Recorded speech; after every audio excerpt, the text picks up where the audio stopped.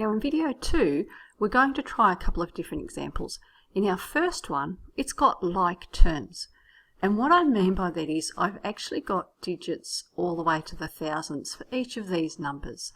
So we have three numbers that we can express as thousandths.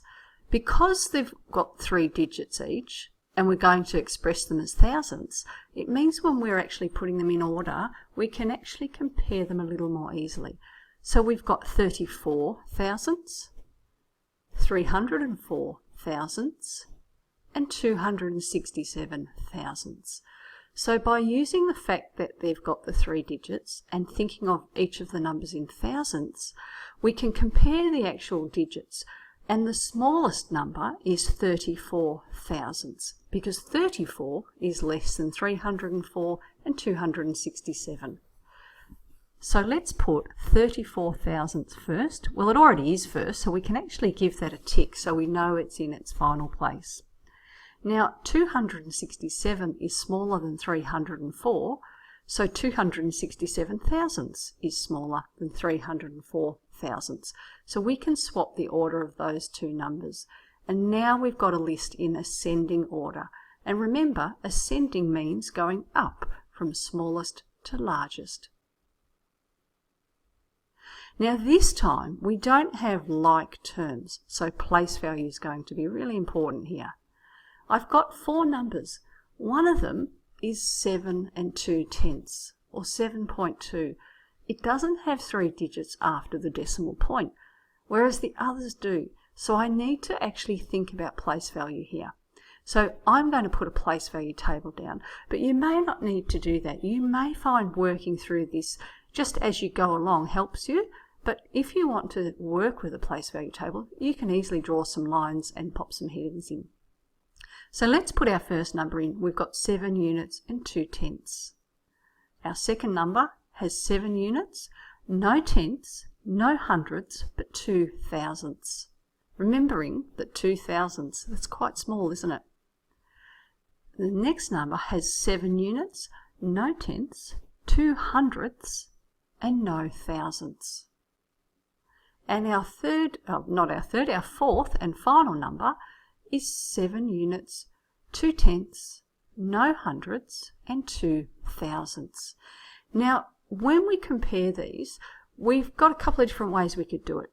But what we always need to remember is that with place value, we always start to the left. And remember, units are worth more than tenths, hundredths, and thousandths. So we start there, and they've all got 7 units. So we can't make any decisions there. Let's move to the tenths.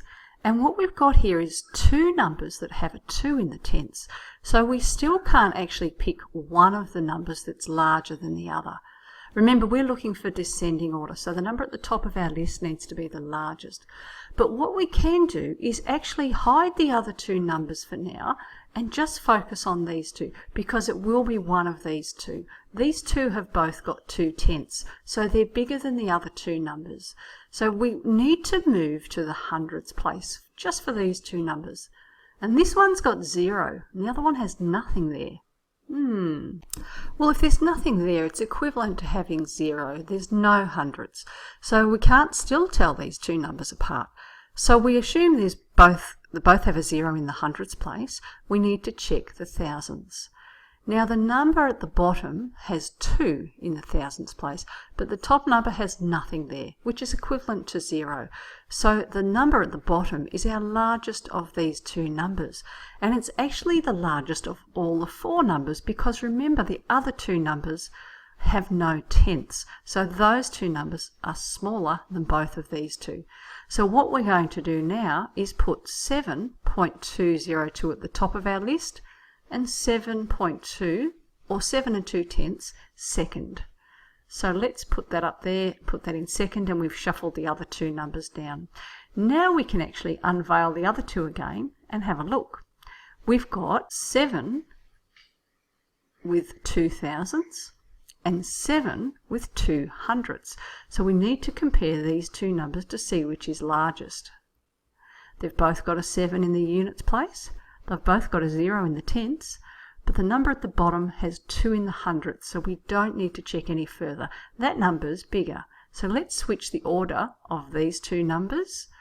So we're going to have 7 and 200ths, which is bigger than 7 and 2 thousandths. And that makes sense because 200ths are bigger than 2 thousandths. So there's our list in order. How could we check that, do you think? Now, remember, if we actually thought of zeros in that spot for the second number there, see how I've just popped 2 blue zeros?